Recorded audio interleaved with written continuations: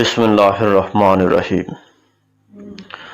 السلام علیکم ناظرین، میں زوار حسین آپ سب کو اپنے یوٹیوب چینل پر خوش آمدید کہتا ہوں۔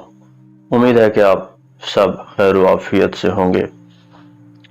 آج میں آپ کے لیے ایک مختصر مگر ایک بہت ہی اہم ویڈیو لے کر حاضر ہوا ہوں۔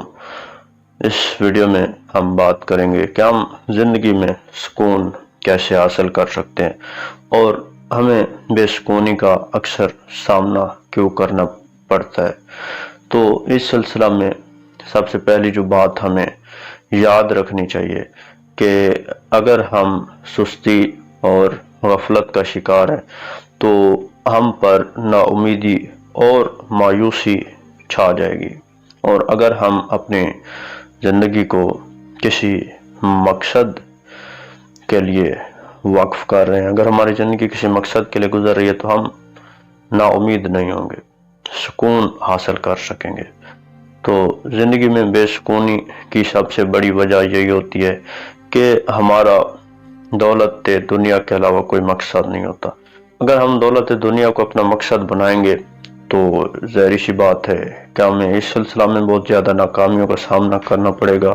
اگر ہم ظاہری چیزوں، شو اور اس طرح کے دکھاوے کو پسند کرتے ہیں تو پھر بھی ہم کبھی زندگی میں سکون حاصل نہیں کر سکتے۔ لیکن اگر ہم کسی مقصد کے لیے زندگی گزار رہے ہیں اور اس مقصد سے پیچھے نہیں ہٹ رہے، اگر ہمارا مقصد اعلیٰ ہے تو یقیناً ہم مایوس نہیں ہوں گے، ہمیں سکون ہوگا۔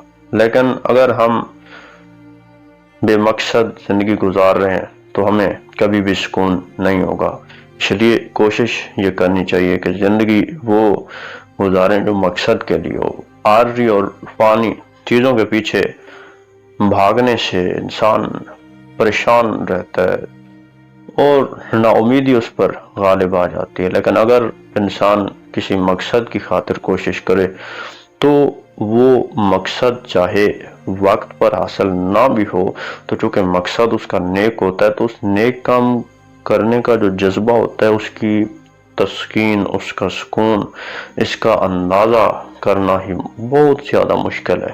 تو اس لیے ہمیں چاہیے کہ ہم ایک ایسی زندگی گزاریں جو مقصد والی ہو اور بے مقصد نہ ہو۔